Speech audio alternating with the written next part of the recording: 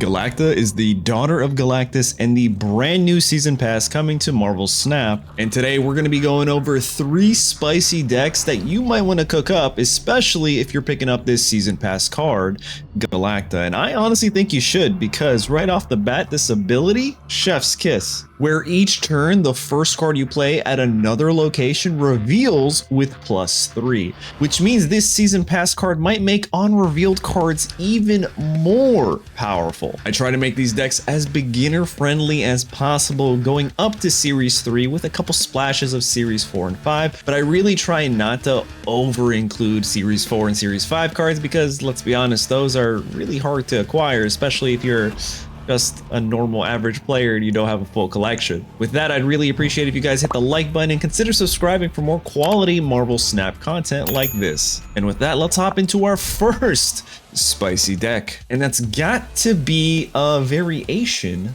of Silver Surfer. We're gonna call it Galacta Surfer.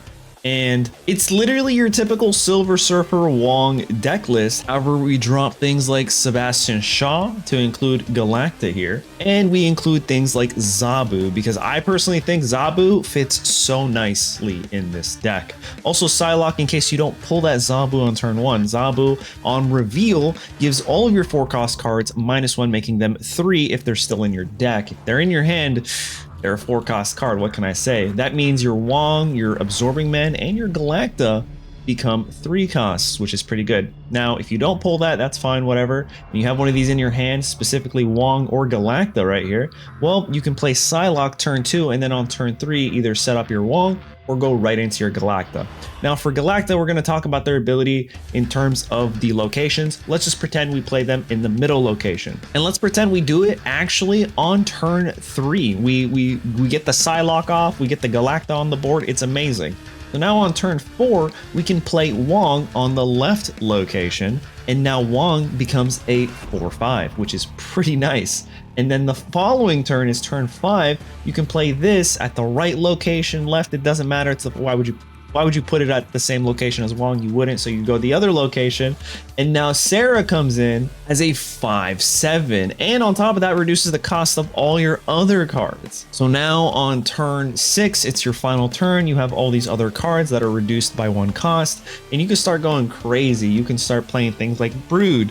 You can start playing things like your Ironheart, maybe even your Silver Surfer. Those are 3 cards that all come out to 2 costs because of your Sarah, and the first card you play gets a boost. And that first card, I personally think, would have to be Brood at the same location as your Sarah, because then Brood hits the board as a 3/5, and so do the other units, the little broodlings. Yeah, that's what they're called, broodlings. They join the location, the battle board, whatever you want to call it, as broodlings, as 3/5s. And then you can play things like your Ironheart on Wong and Silver Surfer, and you are just obliterating the battle of power for locations with that. I mean, the only location you're probably not winning is the Galacta, unless they play things like negative units like the Hood or something.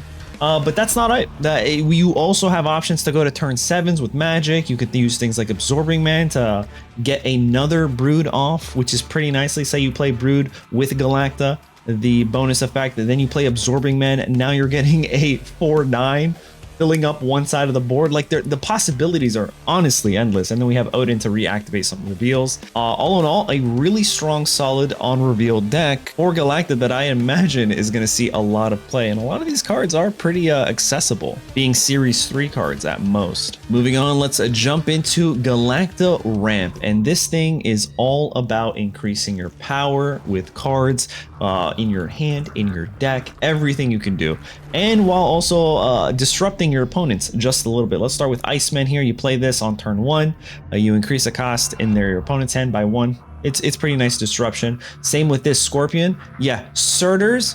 If your opponents are holding the 10s in their hand, they're gone. It does absolutely nothing. Then we have this card over here, OK. Listen, I'll never be able. I'm just gonna call it OK. On reveal, every card in your deck gets a +1. This is a nice counter into Cassandra Nova. Right? We have Ironheart here to work with the Wong later. We have Magic to get us set up for turn 7. We have Nakia that also buffs all the cards in your hand. This is really good because cards like your Black Panther are going to come in handy. We'll talk about that in a quick second. We have Jessica Jones here, where, for instance, if you set this up for turn 7, this power can become, what is that, 15? It can become 18.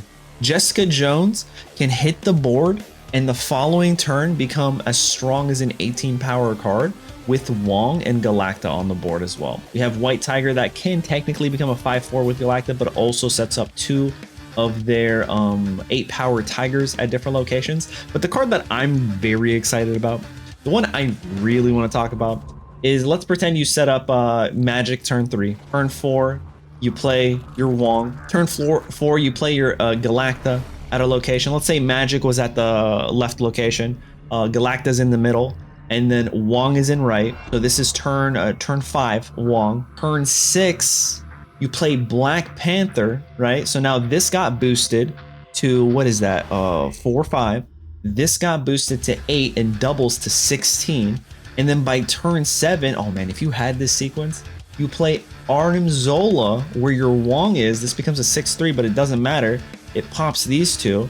And if it pops your Wong first, this this card goes from being a 16 to 32 to 64 to potentially all the way up to 128, right? Like, it's actually pretty nuts. So unless they have, you know, Shang-Chi's, which you just kind of hope they don't, this deck, that's why we call it ramp, because if you get all the right cards, you can ramp up your Black Panther to obscene power levels. There you guys have it. We have one more deck we're going to talk about, and this one is going to be Galacta Destroy. I genuinely think this is going to be a pretty good one, and it has her father here, Galactus. I mean, it kind of works.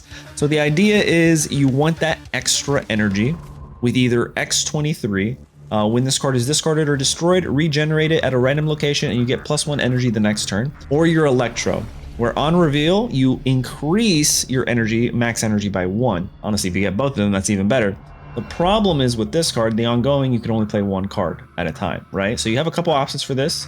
You have Venom, you have Carnage, it can remove this Electro. You have Atuma, which can remove this Electro. And if all else fails, turn 5, you can play your Destroyer at a different location, and it'll destroy literally everything. Hopefully you have X23 and Wolverine on the board by then. Let's just say that's not the case.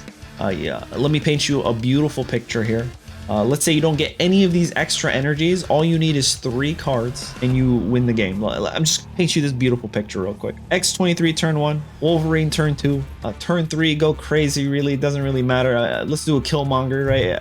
Go whatever you want, honestly. Galacta turn 4 into Hobgoblin at a location where you don't have any cards, hopefully, and they don't have any cards. And then that location that has nothing there, your opponent has -8, you play your Galactus. It's now a 6/9 because Galacta gives it that extra juice and you just win the game. Oh, did I mention that you have Wolverine and X23 on the board? So your 9 power location becomes what is that, +2, maybe even +6 by that time if you used Carnage or Venom. So you get up to +6, so you're at 15, +2, you're at 17 at a location that they have -8 at. You just win games. But let's say that's not the situation. You also have this other option here, Nimrod, where you can play this card. And if you do get a lucky Galactus off, Nimrod gets recreated or revived at that location for you. If another location blows up, then you get multiple Nimrods. And also Destroyer, after Nimrod, if you don't get the Galactus, comes in as a 6/19 power and just sends all the Nimrods, all the Wolverines, and all the X23s jumping around and just filling up your locations. I genuinely think Galacta Destroy is going to be pretty relevant and honestly a lot of fun. Some of these cards might be a little interchangeable, but I think we're definitely going to see a lot of Galactus and Galacta working together in synergy. There you guys have it. Those are the 3 spicy decks I think Galacta, we're going to see a lot of Galactas in. I'd love to hear from you in the comments down below. Let me know what you think of this video. Do you like this type of content? I will. If you do, I might cover it with every week's every new drop that we get every week for new cards. I'll just cook up some decks and we go over it every single week. I think it could be a lot of fun. Best way to let me know is by subscribing and liking this video. And that's pretty much it. Thanks so much for watching, guys. I'll catch you in the next one. Later.